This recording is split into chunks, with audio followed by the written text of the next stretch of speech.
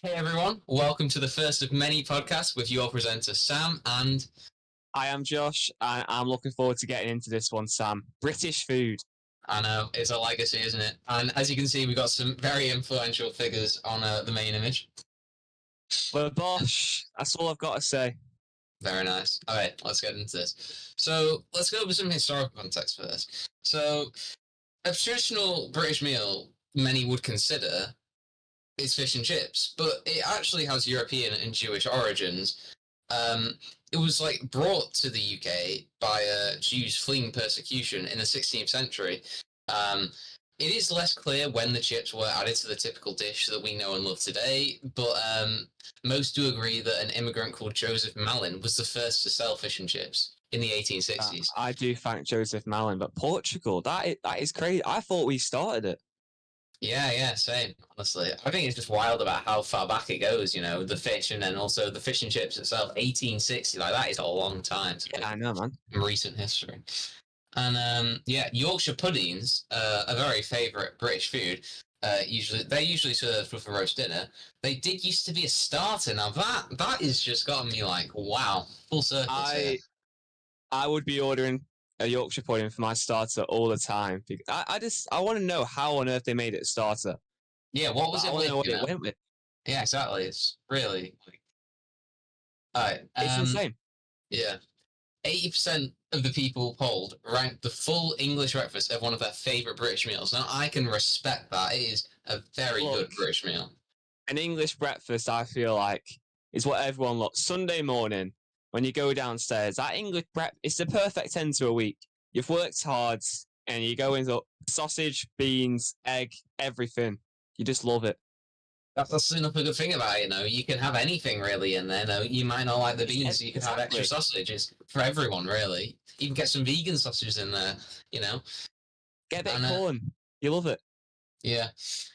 Shepherd's pie, which is also thought as another typical English food, its origins are actually Scottish, which I guess to some people who don't really sort of maybe further afield might think, oh, England, Scotland, basically the same thing. But coming from someone who is English, you know, it is actually kind of wild to think that it was actually Scottish, and how it started in Scotland as a way to use up leftover roast ham, just as a way of using up leftovers. To think that's kind of wild, honestly. Leftovers can make something so beautiful.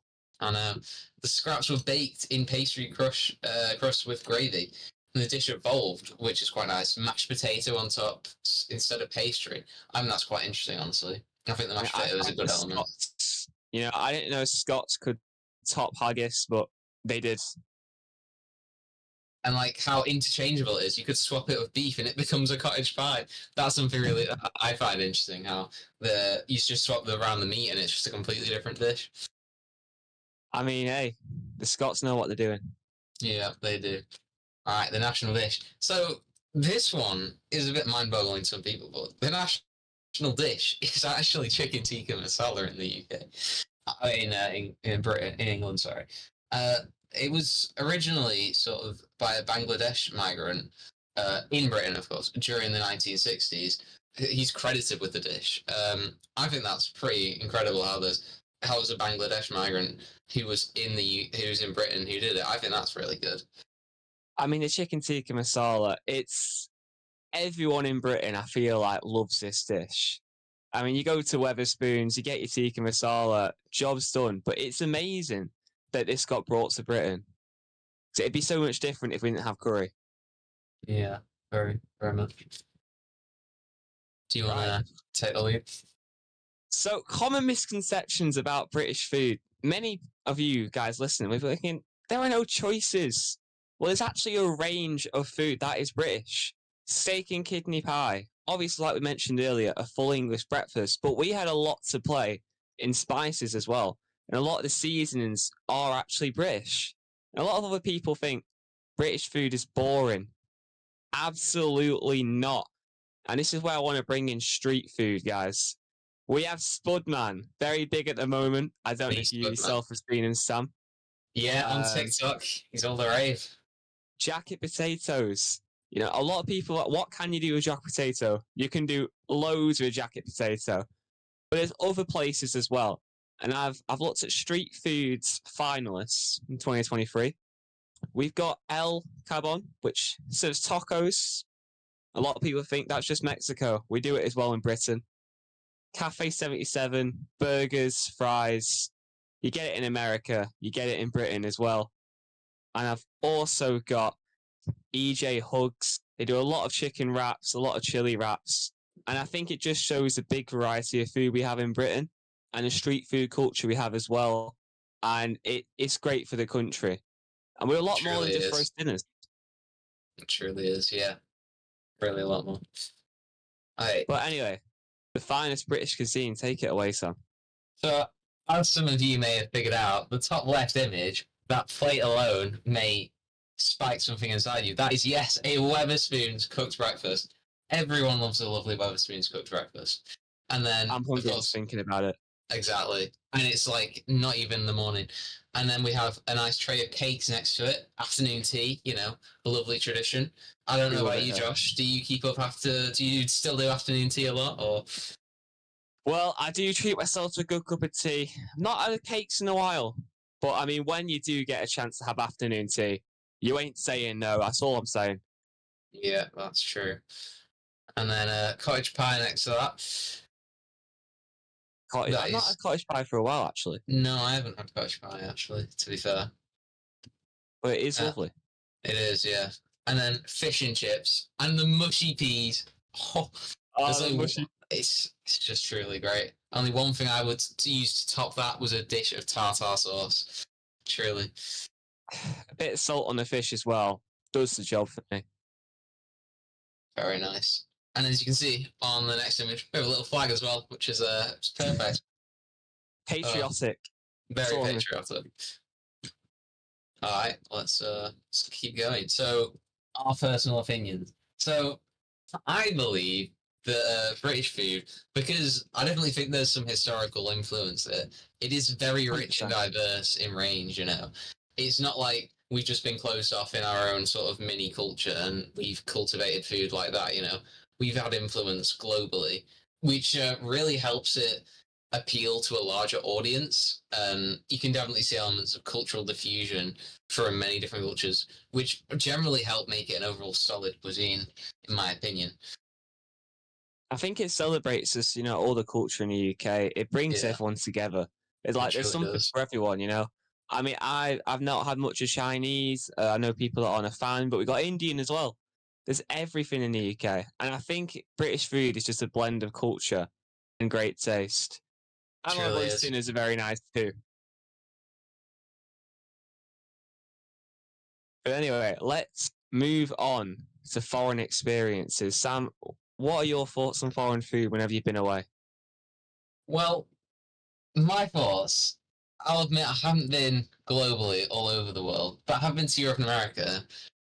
And I can say that, being to Europe and America and trying the foods that they most specialize in there, some of the elements I do prefer over there, like some of the American burgers, the portion sizes and just everything. It was truly something else. And then the pastas in Italy were gorgeous, really. But I do feel like because of where I've been, only really being Europe and America, I've sort of had these types of foods and everything in the UK. Whilst they are better in those locations from what I've seen, it seems like if I travelled further afield, it would be more like I try completely different types of food and More new experience food. it. Yeah, different types. Yeah, different ways of life of food as well. But I'll let you take away the next part, Josh. I mean, I'm quite similar with what you're saying. I've had a lot of foods that I've had in the UK, but better. Best experience probably being in Tenerife, where I went to a nice, authentic Italian restaurant, and the pizza there was just incredible. Like, it's hard to describe. It's that good, and I've just never had that here. But not all my foreign experiences have been great. In Spain, and I hate to break it to the Spanish, I love what they're doing, but the Cocoa Pops in Spain, they did not live up to expectation. I'm going to be honest. So I don't recommend them. Spanish Cocoa Pops. Can you tell us more what they're about, honestly? Well, all I'm going to say, the chocolatey flavour of a Cocoa Pop just goes. And it kind of feels like you're eating rocks. No offense to the Spanish, but Leave the Cocoa Pops out. Very nice. Right, let's move on. The future of British cuisine. Now, I feel like this is tying into a bit of what I've already said, but sort of hitting it home here with how globalized the world is becoming and mixing with cultures. I could definitely see a world where British food becomes more influenced by other cultures and adapted to this. But equally, I could see British food becoming more of a global thing as well, like fish and chips more common in somewhere like Definitely. Singapore or even India.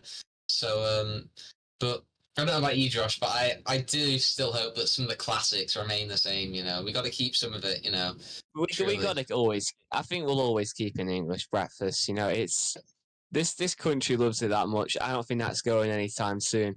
And I yeah, think our street food as well. I think that's going to become bigger as more people come to the country. So I can definitely see that spreading out globally. yeah. Conclusions.